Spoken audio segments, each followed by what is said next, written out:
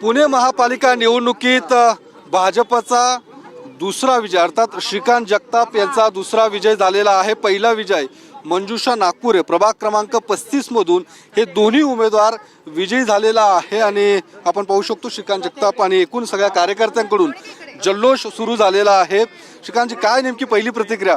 पुणे महापालिकेमध्ये तुमचा विजय, भाजपने खातं खोललेलं आहे।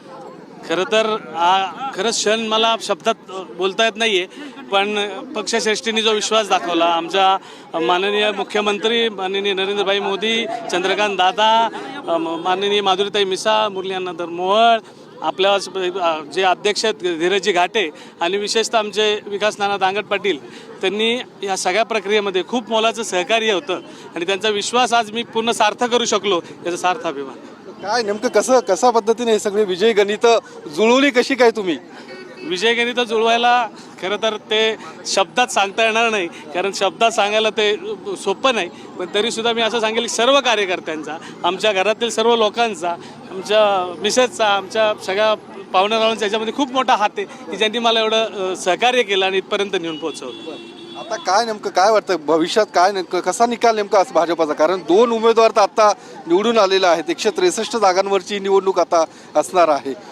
भाजपचं नेमकं चित्र कसं असेल? पुण्यातलं नेमकं चित्र कसं? भाजपचा 100% भाजपा, त्यामुळे काहीच मला वाटत नाही आता पुढे दिसत नाही की कोणी राहील म्हणून। की काय नेमकं कशा पद्धतीने ही निवडणूक तुम्ही लढवली किंवा सामोरं जाणार होता?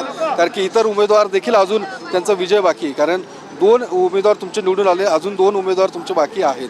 काय इतरही उमेदवारांची विजयाची शक्यता आहे किंवा तसं काही गणित मांडलं? इतरही विजयाची शक्यता 100% आहे। आम्ही जरी जिंकून आलो असेल तरी आमच्याबरोबरचे जे सहकारी आहेत भागात, म्हणजे 34मध्ये असतील, 33मध्ये असतील आणि इथं 35मध्ये आमचे 2 असतील, त्यांच्यासाठी आम्ही सगळेजण निश्चित प्रयत्न करू आणि या सिंहगड रोड भागातील जवळजवळ सगळे उमेदवार निवडून कसे येतील याचा आम्ही नक्की प्रयत्न करू। पुण्यात महापौर कोण भाजपचा बसणार की काय? पुण्यात महापौर भाजपचाच बसणार नक्कीच। तर श्रीकांत जगतापचा विजय झालेला आहे। विकास दांगट ज्यांनी काही दिवसांपूर्वीच प्रवेश केलेला आहे, त्यांनी माघार देखील या सगळ्याच्या। नमस्कार।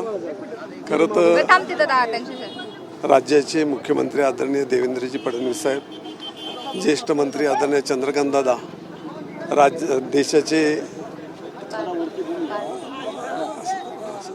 राज्यमंत्री आदरणीय मुरलीधरांना मोहोळ, शहर अध्यक्ष धीरजी घाटे, माधुरीताई मिसाळ राज्यमंत्री महोदय, आपले आमदार भीमराव अण्णा, या सगळ्यांनी एक विश्वासाने सांगितल्यामुळे आम्ही आमची माघार घेत असताना त्याच्यानंतरची प्रक्रिया जी राबवली 1 तासा 2 तासामध्ये, त्याच्यामुळे ह्या जागा 100% बिनविरोध करण्यामध्ये यश आलं। खरं तर मला काल हे चित्र जर काल कळालं असतं तर हा प्रभाग अखंड बिनविरोध काढण्यामध्ये 100% यश आलं असतं आणि एकंदरीत जे लोक होते त्यांना विनंती केली, काही गोष्टींमध्ये एक सकारात्मक बोलल्यानंतर काही गोष्टी घडतात आणि लोकांच्या विश्वासार्थामुळे आज ह्या गोष्टीला यश आलेलं आहे आणि म्हणून मंजुषाताई नागपुरे असतील, श्रीकांतजी जगताप असतील, हे दोघं आज बिनविरोध झालेत आणि सचिन मोरे असतील किंवा ज्योतिताई गोसावी असतील, ह्या म्हणजे समोरच्यांचं डिपॉझिट जाईल अशी परिस्थिती राहील। आपण 100% आणि वरच्या बाजूला हरिदासजी चरोड असतील किंवा नवलेताई असतील, इकडे भूमकरताई असतील आणि राजाभाऊ लायगुडे, हे सुद्धा विक्रमी मतांनी उद्याच्या काळात निवडून येतील।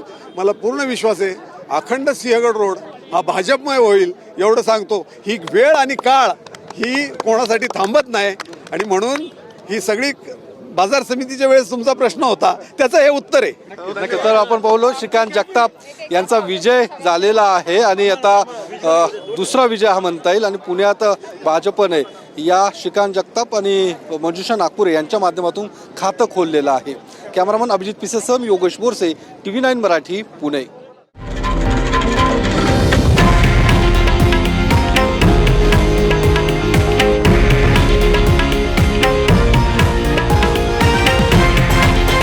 हे आहे देशातील नंबर 1 न्यूज नेटवर्क आणि आपण पाहत आहात TV9 मराठी, एकमेव।